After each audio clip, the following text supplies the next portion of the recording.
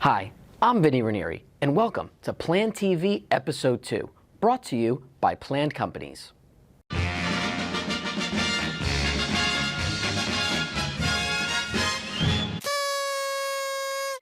If you've missed Episode 1, we put the link in the description.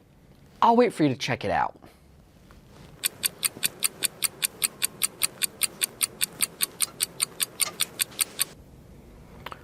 Okay, great, you're back. Episode 1 covered our headquarters here in beautiful Parsippany, New Jersey. Now, let's talk about this episode. Our Director of Business Development, Diane Solari, is going to be taking you through all the happenings in New York City so we can entertain and educate you, the property manager. That's right, we're headed east, to Gotham City, to the city that never sleeps, the city so nice, they named it twice, to the Big Apple. Apples, apple turnover. Apple pie, apples and peanut butter. Hey, pass me a snack. I'm really hungry. Oh, I'll get to you later. So sit back, relax, and enjoy Episode 2.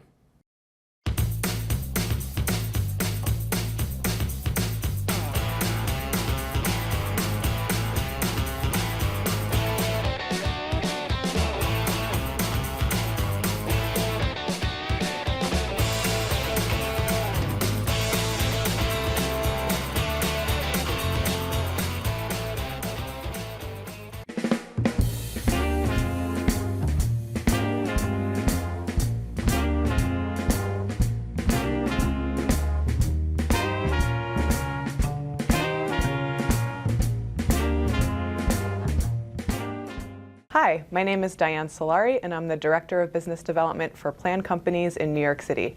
I handle new business in all of the 5 boroughs, which of course includes Manhattan, Brooklyn, Queens, the Bronx, and Staten Island. Under the Planned Companies umbrella, I help with concierge, janitorial and maintenance, and security services. There are a ton of new developments going on in New York City at any given moment, which should come as no surprise since New York is the city that doesn't sleep. Perhaps one of the largest developments in 2019 was the development of Hudson Yards, which is located in the West 30s of Manhattan. This 28-acre mega development is the product of a 2005 rezoning, which ultimately led to the development of essentially a brand new neighborhood in New York. Fast forward 15 years, and Phase 1 of this project is now open to the public.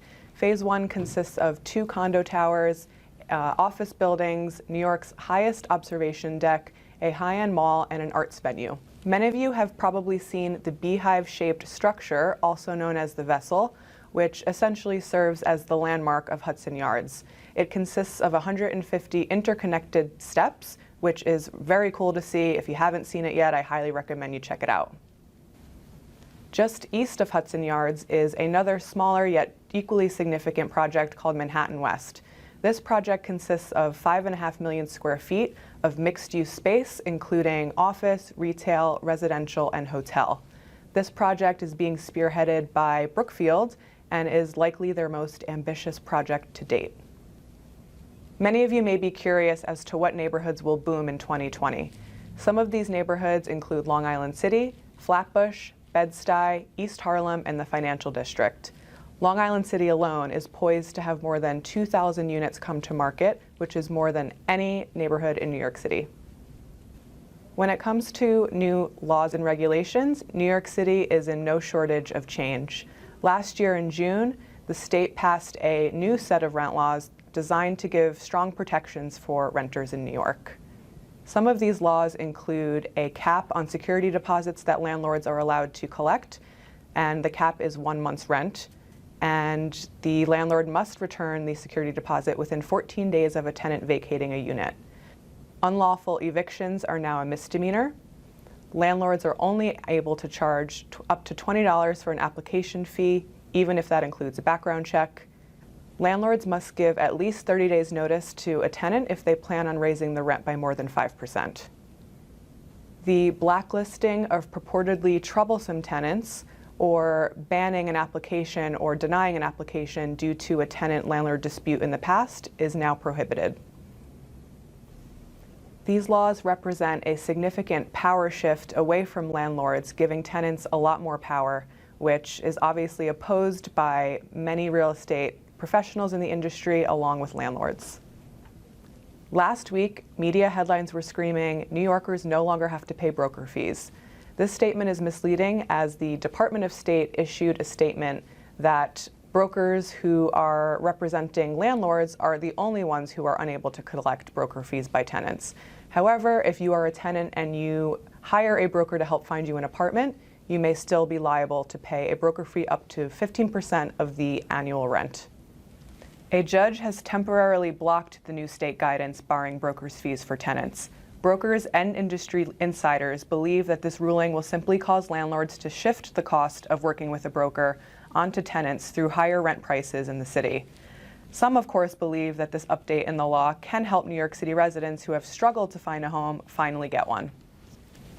As in all of our markets, we at Planned love to attend industry events. At the end of this month, I will be at a Cornet event.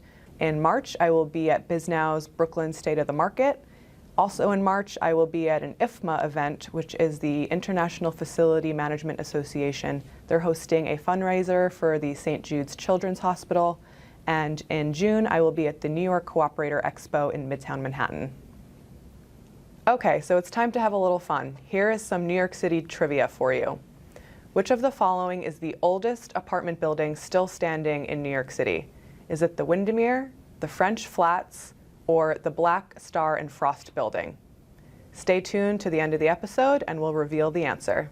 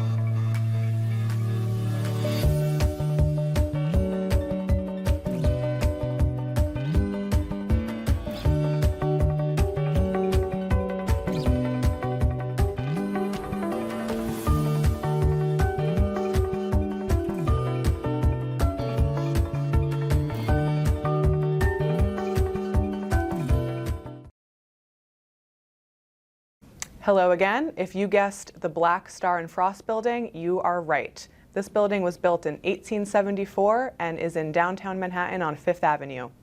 Thanks so much for tuning in to Plan TV's episode 2, and we'll see you soon.